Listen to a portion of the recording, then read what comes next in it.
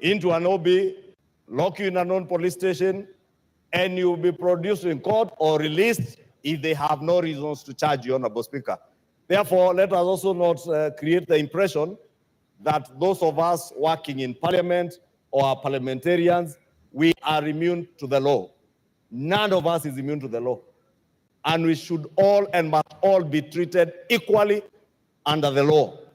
Whether we are members of parliament, whether I am the leader of majority, whether the Honorable Pio is one, I will check with the Inspector General of Police whether the said officer, I'll get the details from the Honorable Pio, is in the hands of the police, so that we avoid speculation and anything that we may be saying of abductions, kidnaps, and all those kind of things. If he has been arrested by the police, we'll get to know why he has been arrested, if he's being charged for what offenses, and Honorable Speaker, that I can only confirm once we get in touch with the police. Thank you, Honorable Speaker.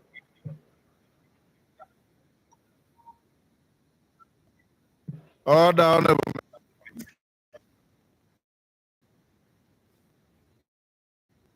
honorable members. I have heard what the minority leader has said. Is right. And I've heard what the majority leader has responded. I am not privy to any of those facts. You know that you have immunity as members of parliament. Nobody can arrest you or serve you with any court processes within the precincts of parliament. Your staff will be protected under my watch.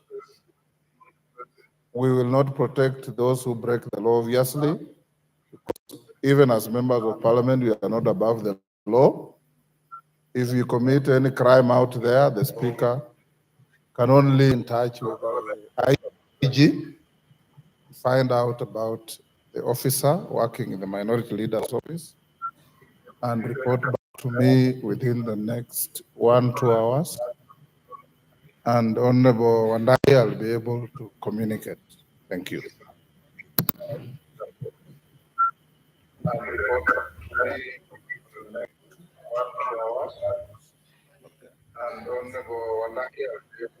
Order. Next order. Number 6, notices of motion. Order number 7, questions and statements. Order number 8, motion, alteration of the calendar of the House. Majority Leader. Thank you, Honorable Speaker. Honorable Speaker, I beg to move that pursuant to the provision of Standing Order 228-4, on Wednesday, 14th February 2024, by varying the period for the short recess with respect to the second part of the session, so that the short recess commences on Friday, 28th June 2024, and ends on Monday, 15th July 2024, and B, that the House resumes regular sittings on Tuesday, 16th July 2024, and ends on the 8th August 2024, with the second part of the session. Honorable Speaker, as you are aware, Honorable Speaker, over the past 1 month, members of this House and committee have been very busy, deeply engaged in the priority budget making and budget-related business, which we do hope to conclude in the course of this week, Honorable Speaker. And as is customary, Honorable Speaker, after the passage of the budget-related business, we usually take our short recess. But at the time we began this session, Honorable Speaker, we were to close this session the week after next week on the 5th of July, and we are bringing forward by a week, so that immediately we are done with the priority business at the end of this week. We allow members to have, Honorable Speaker, so that before we take the long recess in August. Honorable Speaker, this time, this short recess will allow many of our members, as you are aware, Honorable Speaker, with the budget-related business, our CDF kitty has been enhanced by almost 30 million shillings, and therefore members will be required to go back and participate in the public participation of their NGCDF proposals. So this period offers you that opportunity to go and conduct public participation in your constituencies for the 2024-2025 financial year and NGCDF proposals. Honorable Speaker, is important because I just consulted with the chair of NGCDF, the Honorable Musa Sirma, who tells me immediately after the short recess, we should cause our NGCDF committees to start submitting their proposals in readiness for the next financial disbursements. Therefore, Honorable Speaker, members, we also have an opportunity not only to spend a bit of time over those 2 weeks with their constituents and families, but also to prepare for the next session, which will also be very vigorous the next 4 weeks after we resume. Honorable Speaker, I don't think there's anything much more to add, and I want to beg to move and request the leader of minority to second the motion for agreement. Honorable Speaker, as I second, of course, even though we didn't discuss this in the House Business Committee, the leader majority has explained to me, and I think it is an innocent motion, Honorable Speaker. I will second it, but as I do so, Honorable Speaker, that in 2 hours' time we shall get some feedback. But I'm also reminded that in addition to Oguda, there are other 7 Kenyans who are also under abduction. And these are Osama, one called Dre, Temper CR7, Harriet, Shad Kiprono, Franje, and Wal Smith. These are young Kenyans, they are basically Gen Z, who are also missing. They are also parliamentary staffers? No. They are not. They are Kenyans. Yes. They are Kenyans who are patriotic, Honorable Speaker. So as the leader majority consults with the IG of police, Mr. Comey, let the IG also come forth with the whereabouts of these other 7 Kenyans. Take the nearest seat. Honorable members, order, Honorable Kwame, take your seat.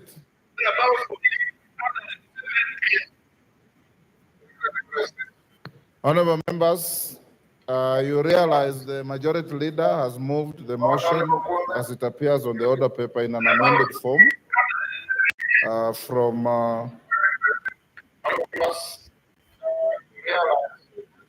to 16th. I now propose the question, which is that pursuant the provisions of Standing Order 28-4, this House resolves to alter its calendar for the 3rd session, regular sessions, as adopted on Wednesday, 14th February 2024, by varying the period for the short recess with respect to the second part of the session, so that A, the short recess commences on Friday, 28th June 2024, and ends on Monday, 15th July 2024, and B, the House resumes regular sittings on Tuesday, 16th July 2024, to continue with the second part of the session.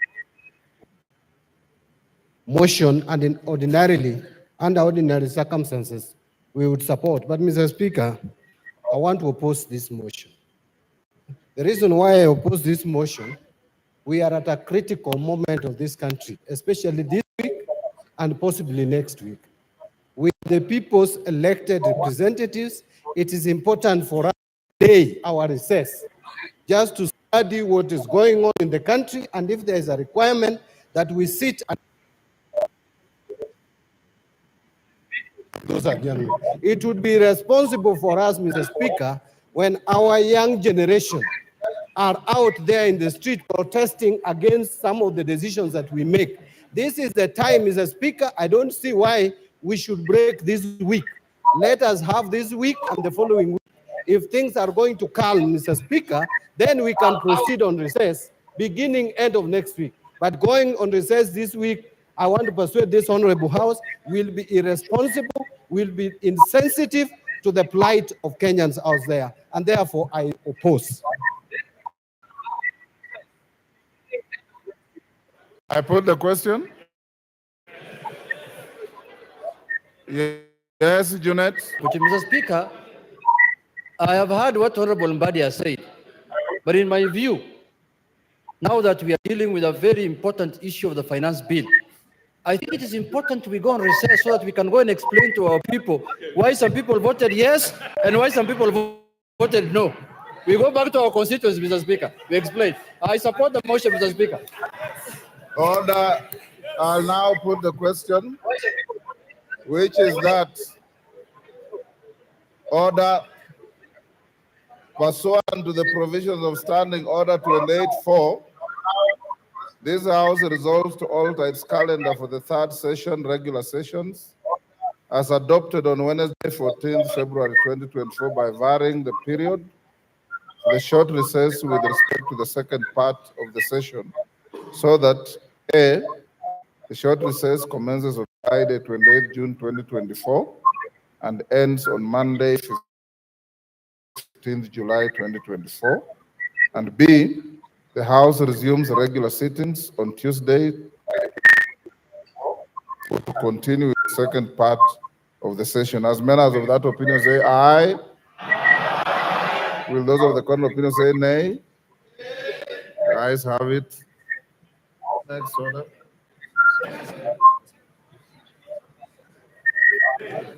Order number 9, the Ethics and Anti-Corruption Commission Amendment Bill, Bill number 11 of 2024, first reading.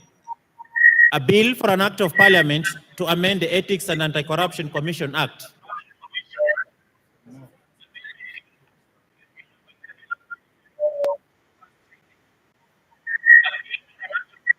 Next. Yeah. Yeah.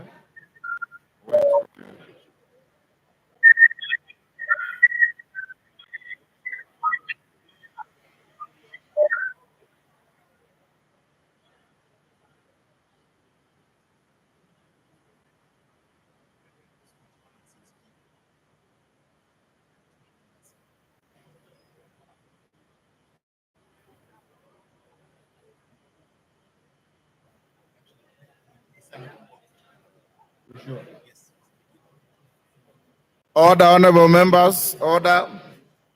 Honorable Farah, take your seat. Members on their feet, take your seats. Order. Honorable members, before we commence, order number 10, I wish to give the following communication on proposed amendments to the Finance Bill 2024. Lodge, take your seat. Okello, take your seat.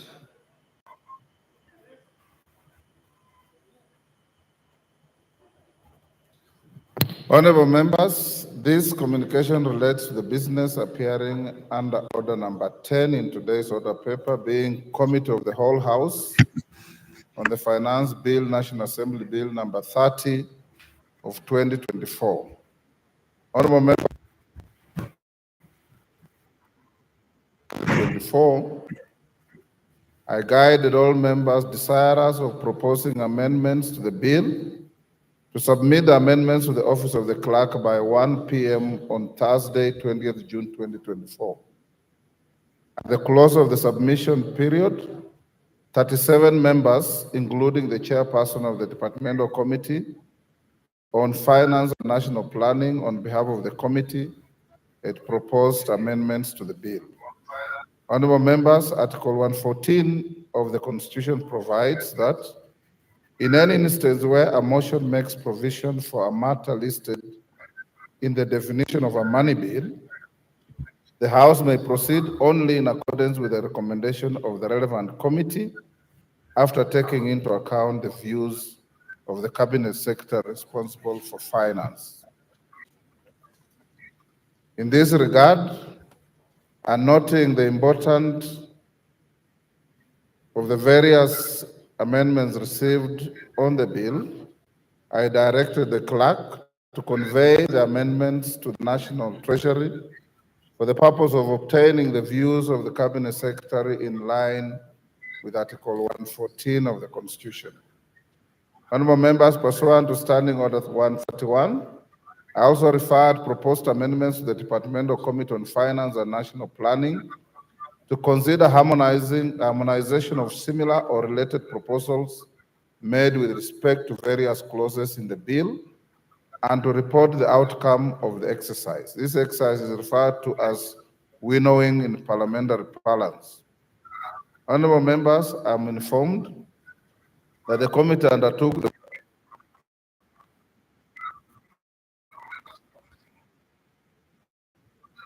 committee has since briefed me on the harmonization process.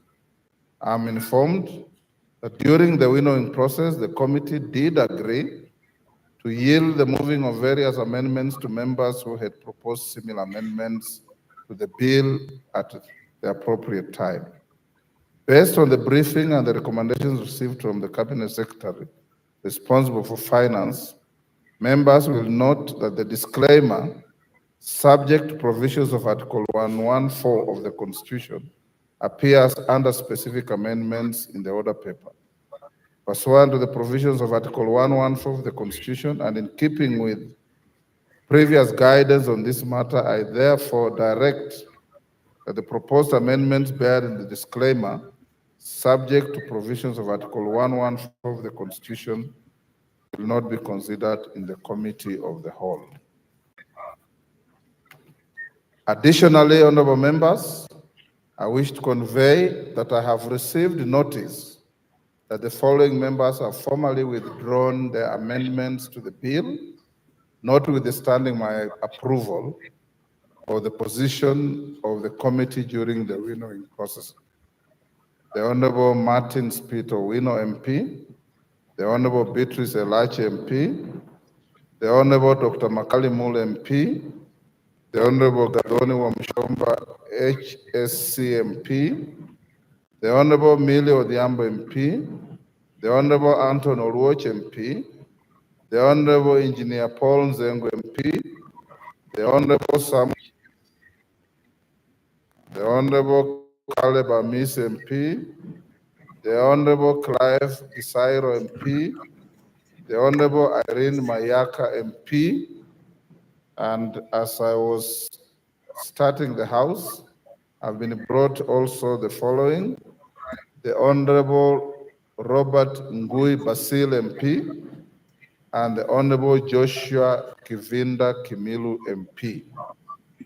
For the guidance of the House, I note that arising from the winnowing process, a significant number of the proposals in the amendment formally withdrawn by the foregoing members are either carried in the committee's amendments or the amendments proposed by other individual members.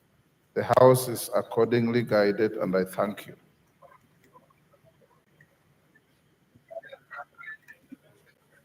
Yes, Honorable Wandai. Honorable Speaker, of course, I appreciate your communication, but you must also take cognizance of the huge number of amendments that have been dropped. It's good to put this in context for the benefit of the public, Honorable Speaker. As you can clearly see, those amendments that have been dropped emanated almost entirely from the members of the Azimio coalition. And this was as a result of extensive deliberations and consultations that we had within ourselves. We came to this very painful decision to have these amendments dropped because prosecuting them was going to be in vain, was going to be a futile exercise, was going to sanitize a process that we have since declared Honorable Wandai, order. Flawed. Order, Honorable Wandai.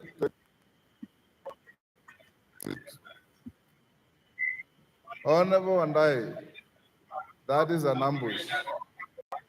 To begin with, the amendments withdrawn are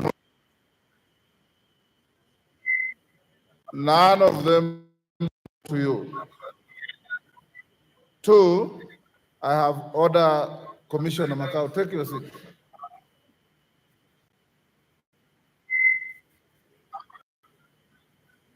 Two, Honorable Wandai, I have not received any communication from any member withdrawing the amendments that they have asked you to speak on their behalf. Because these are individual, their amendments sponsored by anybody other than the member individually. So I want to encourage you, because you are always a very decent minority leader, that don't go that route, because I will not allow you. Having directed you on the amendments and the withdrawals, out of 37, 13 have been withdrawn. I have been asked by the Honorable Kajwang that he wishes to withdraw his amendment formally, so I'll give him an opportunity to say so. The rest of the members, order. I can read through your minds. You want to make reckless political statements in the guise of amendments. Order. Order. Any member who wants to withdraw amendments, write a letter, send to my office, I'll approve immediately. And the clerk at the table will be notified. The only person who has asked me, and I've acceded for him, and he was gracious enough to walk to the chair and say he left his letter in the office, but he can put his withdrawal on record, is lawyer TJ Kajwang. And I give him that opportunity. Mr. Speaker, sir, I wish to withdraw my amendments, and so I want to express myself to the Hansard that my amendments stand withdrawn. Thank you. Thank you, Mr. Speaker. Mr. Speaker, I want to thank you for giving me this 1 minute also on record that I had proposed an amendment to clause number 48. I wish to withdraw that amendment in line with the feelings of the country. Thank you. Junet. Mr. Speaker, in line with your guidance, Mr. Speaker, I also had an amendment, Mr. Speaker, and I thank you for giving me this opportunity to withdraw the amendment, Mr. Speaker. But, Mr. Speaker, for the orderly business of the House, Mr. Speaker, I wanted to bring to your attention that as a minority group, Mr. Speaker, we had a parliamentary group yesterday, even though we have not communicated to you formally. On that one, you are right. I have received. But all the minority members will withdraw their amendments. So I want to give judicial at the rise of the matter, by the time the chair raises the matter on the floor of the House. So, Mr. Speaker, that is the position. We are withdrawing all our amendments where we want to reject the bill in totality, Mr. Speaker. Thank you. Thank you. Your notice is not judicial. It's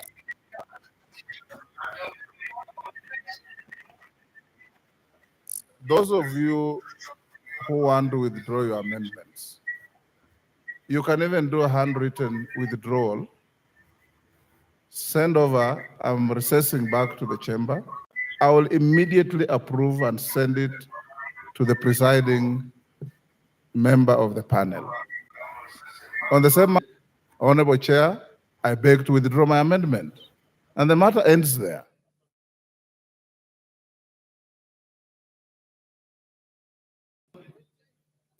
Thank you, Mr. Speaker. Mr. Speaker, standing order 83. But first is to appreciate your guidance as soon as a commissioner is done with you.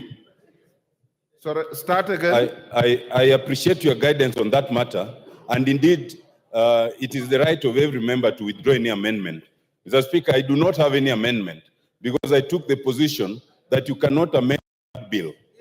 But separately, Mr. Speaker, I want to raise to your attention the matter of dress code.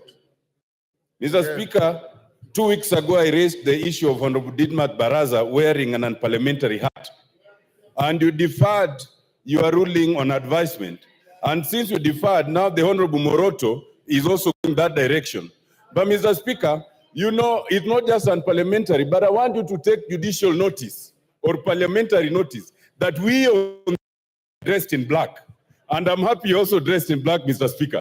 I think you are helping us mourn with the rest of Kenyans that we are in a very dark situation. Mr. Speaker, may you, on the matter of parliamentary dress code, address the issue of Honorable Baraza and Honorable Moroto and find them grossly out of order and throw them out for the rest of this session. Thank you, Mr. Speaker. That is about the fourth time we've a form. Remember, every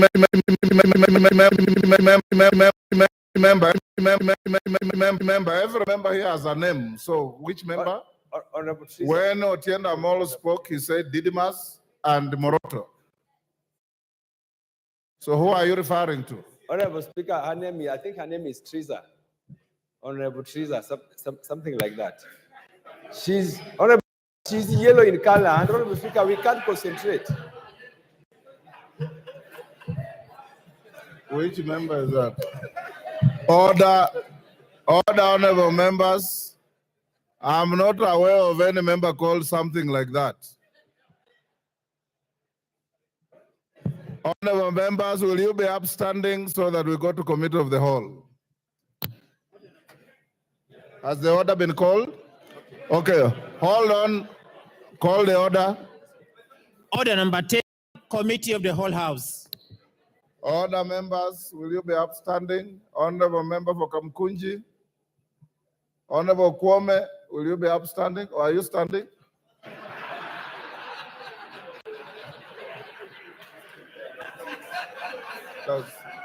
Sorry, Honorable Kwame, I thought you were sitting.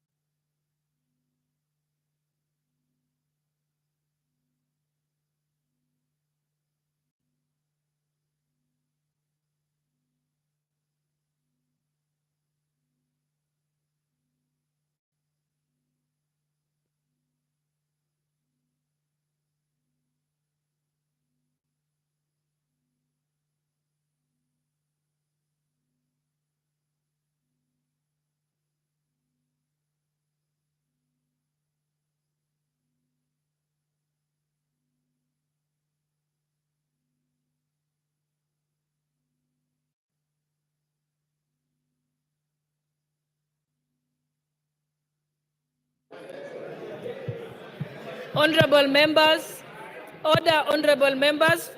We are now in the Committee of the Whole House for the Finance Bill, National Assembly Bill number 30 of 2024.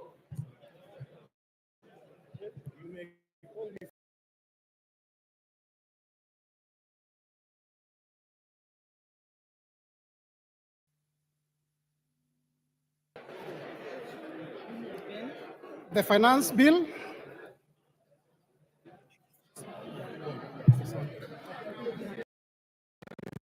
The 30 of 2024. Section 1, Income Tax Act, Cap 470, Clause 2.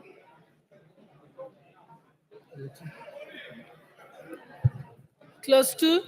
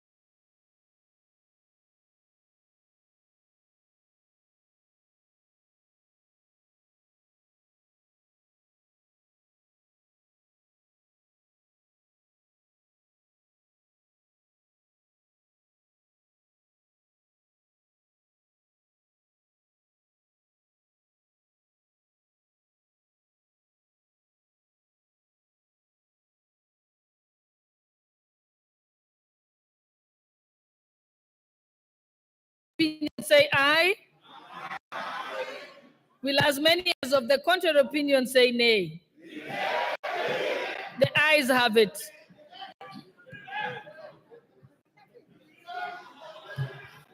Yes. Okay. Then now we go. Honorable members, I now put the question that clause 2 as amended be part of the bill. Will as many as have that opinion say aye? Will as many as of the contrary opinion say nay? The ayes have it. Clause 3. Honorable members, I now propose the question that clause 3 be part of the bill. Mover of the bill? Honorable Speaker, I beg to move that clause 3 be part of the bill. Honorable Chair, the proposed amendment seeks to amend the definition of digital marketplace in the item food delivery services to include other items, since delivery services are not restricted to food only. The proposed amendment, Honorable Chair, also further seeks to expand the definition of digital marketplace to broaden the definition of the term professional services. Say aye. Will as many as of the contrary opinion say nay? The ayes have it. Clause 4. Honorable members, I now propose the question that clause 4 be part of the bill.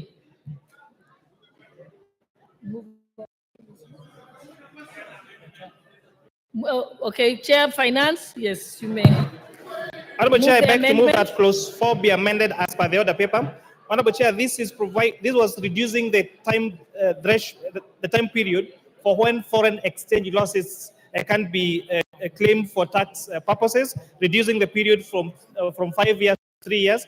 The committee listened to the stakeholders and recommends an increase from 3 years to 5 years, giving it a longer time for businesses to claim losses on their foreign exchange transactions. With that, I beg to move that clause 4 be amended as proposed in the order paper. Honorable members, I now propose the question that clause 4 be amended as proposed by the Chairperson Finance Committee. Honorable members, I now put the question that clause 4 be amended as proposed by the Chairperson of the Finance Committee. Will as many as of that opinion say aye? Will as many as of the contrary opinion say nay?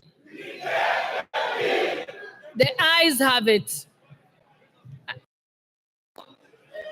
I put the question that clause 4 as amended be part of the bill. Will as many as of that opinion say aye?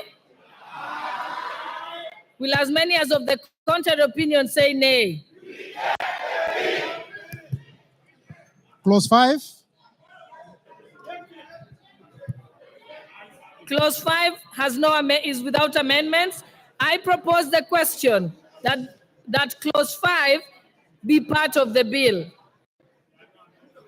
I now put the question that clause 5 be part of the bill. Will as many as of that opinion say aye? Will as many as of the contrary opinion say nay? The ayes have it.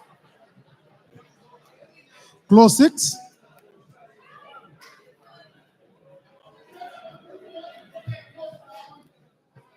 I propose the question that clause 6 be part of the bill. Mover? Honorable Speaker, I beg to move that clause 6 be part of the bill. Honorable Speaker, we are proposing that delete paragraph A as the provisions currently in the law are sufficient. On clause 6A, we propose this amendment is to increase the allowance that is given to employers when they give food to their employees. So we are increasing the threshold from 48,000 shillings to 60,000 shillings so that we encourage employers to claim more when they provide food for their employees, not only when this food is prepared at the premises of the employer, but even when they will source that food from other taxable entities. With that, I beg to move on, Chair. Honorable members, I propose the question that clause 6 be amended as proposed. I now put the question that clause 6 be amended as proposed by the finance chairperson. Will as many as of that opinion say aye? Will as many as of the contrary opinion say nay? The ayes have it. I now put the question that clause 6 as amended be part of the bill. Will as many as of that opinion say aye? Will as many as of the contrary opinion say nay? The ayes have it. Clause 7. Honorable members, clause 7 has no amendments. Therefore, I propose the question that clause 7 be part of the bill. I now put the question that clause 7 be part of the bill. Will as many as of that opinion say aye? Will as many as of the contrary opinion say nay?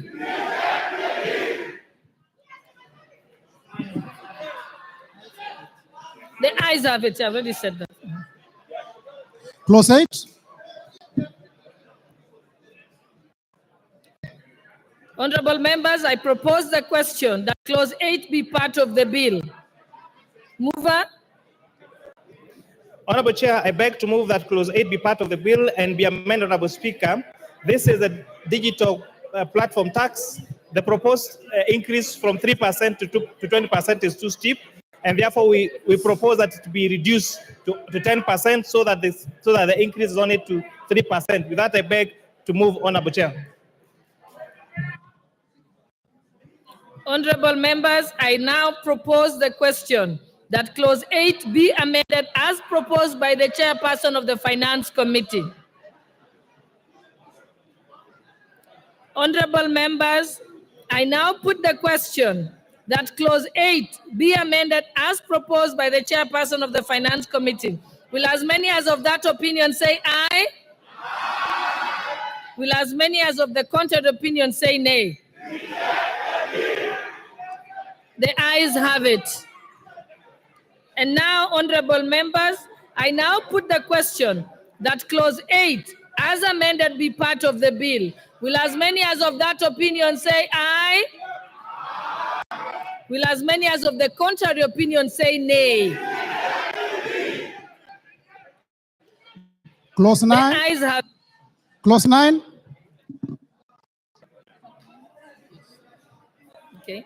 Honorable members, I now propose the question that clause 9 be part of the bill. Mover? Honorable Chair, I beg to move that clause 9 be part of the bill, but Honorable Chair, it's important to report that clause 9 includes clause 12, has clause 12G and clause. Let me approach the chair.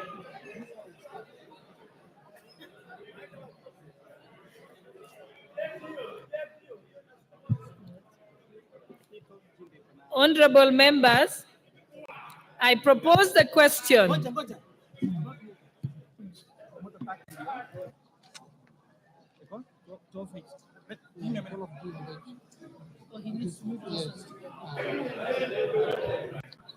Okay, mover, you may proceed with the other clauses. Sub-clauses.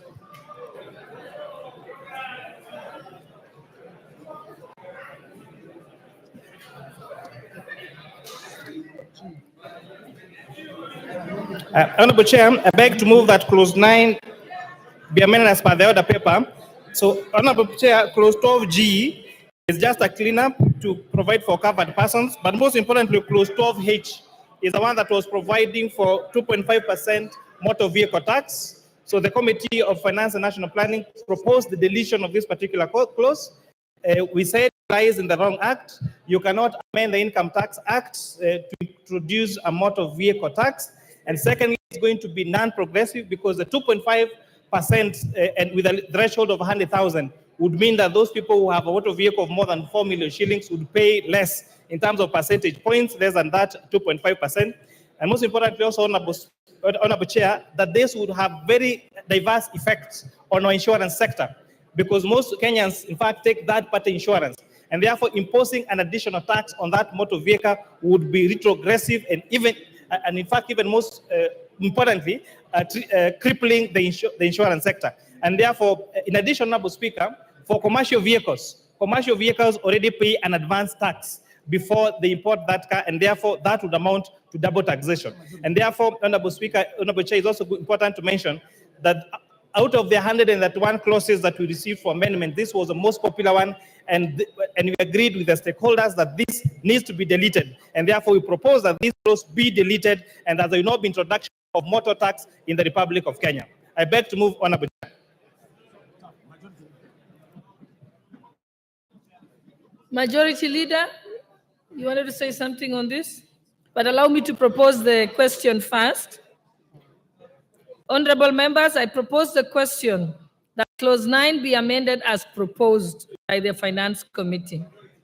Majority Leader, I could see you on a point Thank you, of Honorable order. Speaker. I rise to support that particular amendment.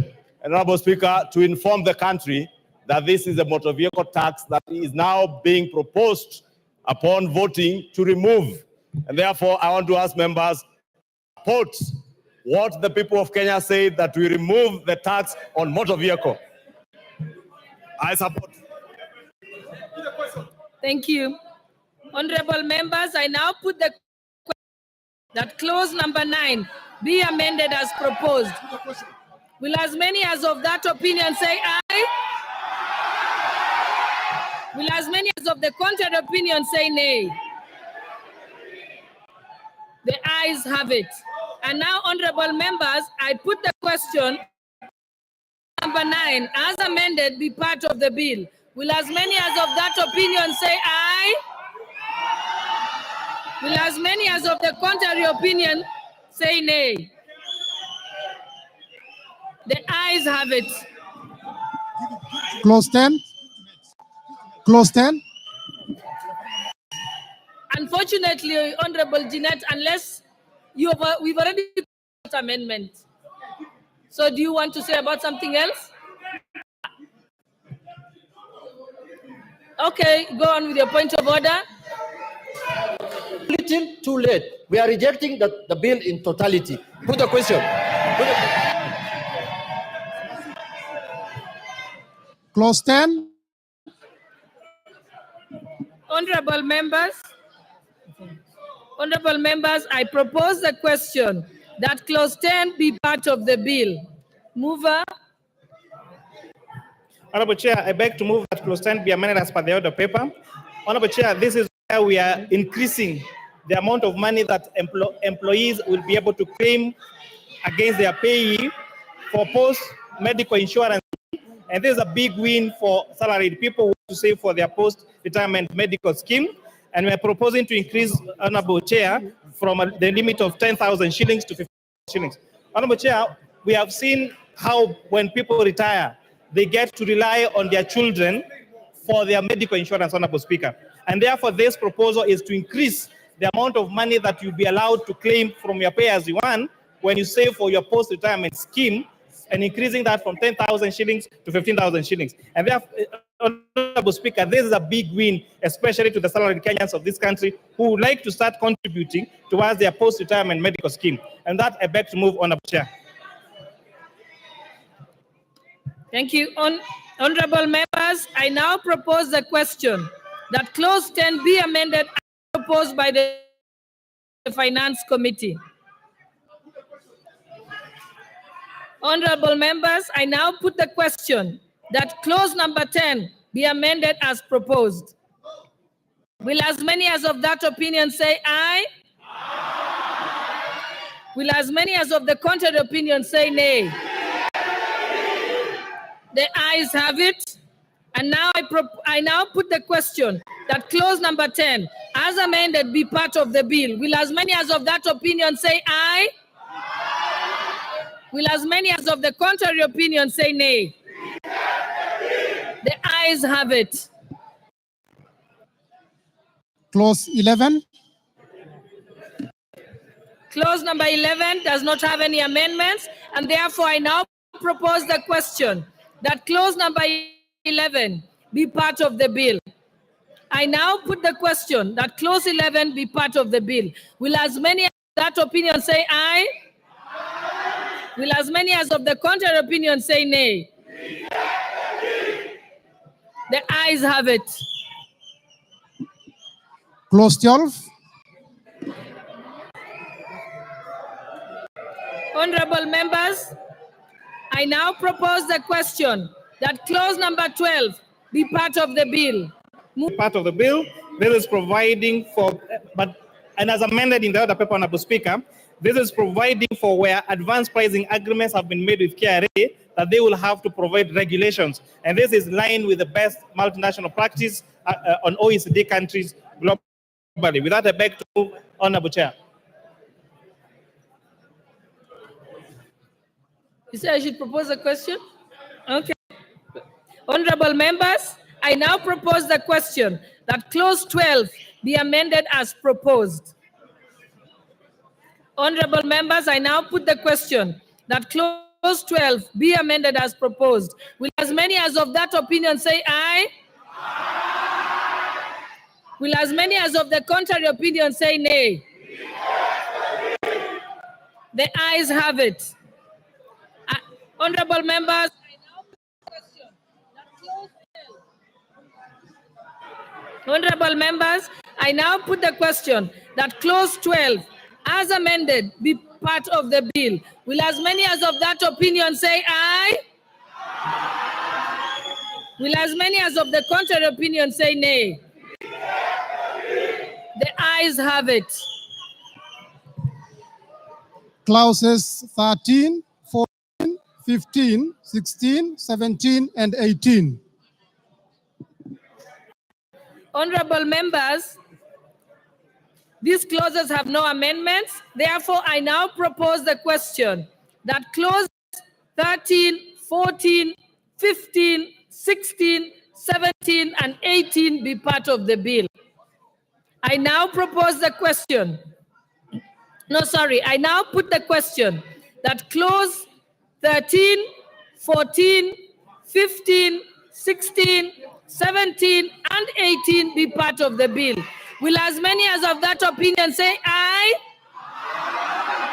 Will as many as the contrary opinion say nay? The ayes have it. Clause 19. Honorable members, I now propose the question that clause number 19 be part of the bill. Mover? Honorable Chair, I beg to move that clause 19 be amended as per the order paper.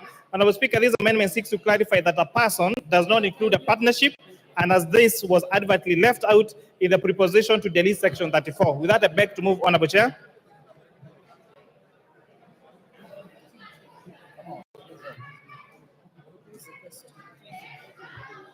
Honorable members, I propose the question that clause 19 be amended as proposed. Honorable members, I now put the question that clause 19 be amended as proposed. Will as many as of that opinion say aye? Will as many as of the contrary opinion say nay? The ayes have it. And now, honorable members, I put the question that clause 19, as amended, be part of the bill. Will as many as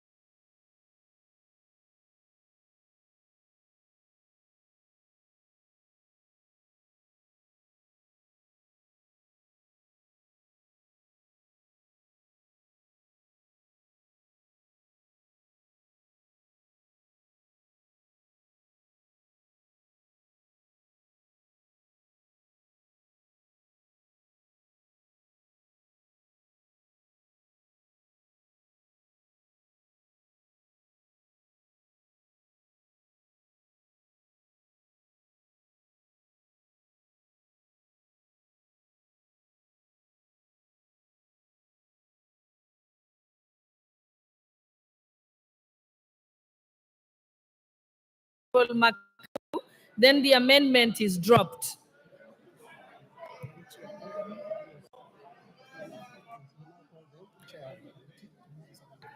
On the chairperson of the committee, you can now move your amendment.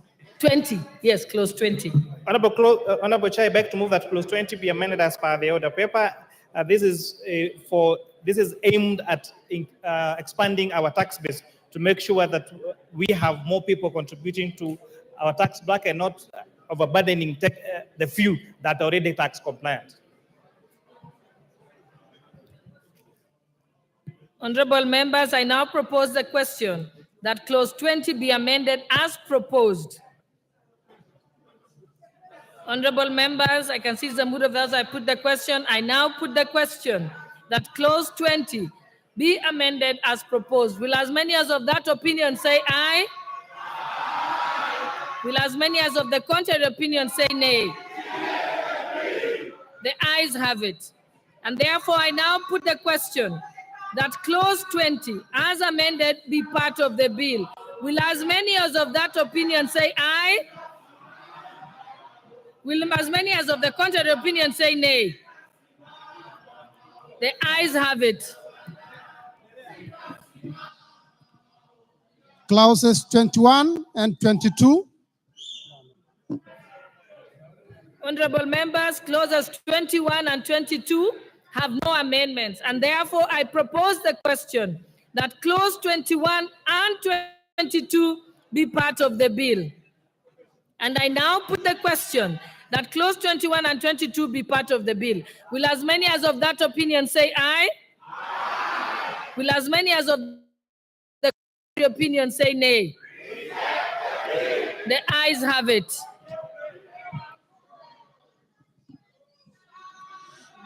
Clause 23. Honorable members, I propose the question that clause 23 be part of the bill.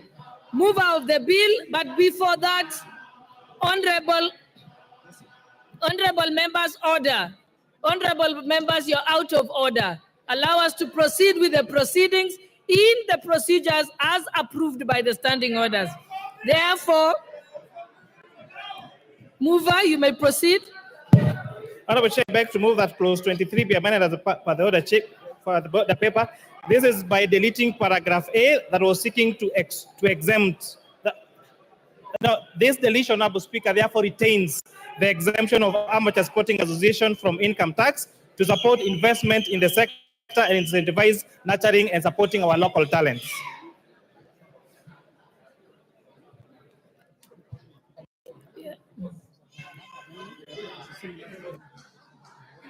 Honorable members, I now propose the question that clause 23 be amended as proposed. What is the issue, Chair?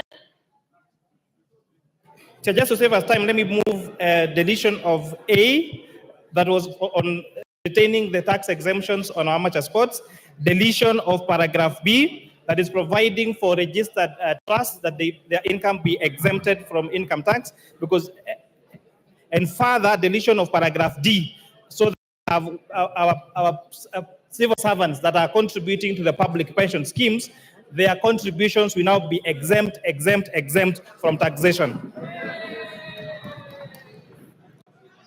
Honorable members, I now propose the question that clause 23 be amended as proposed.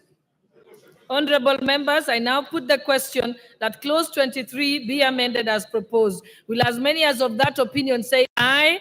Aye. Will as many as of the contrary opinion say it? And now I put the question that clause 23 as amended be part of the bill. Will as many as of that opinion say aye? Aye. Will as many as of the contrary opinion say nay? The ayes have it. Clause 24.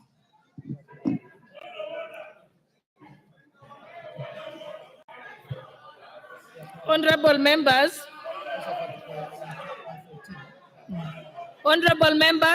clause number 24 has no amendments because it's being deleted entirely on grounds of article and pursuant to Article 114 of the Constitution. So, honorable members, that was 24. So, honorable members, I now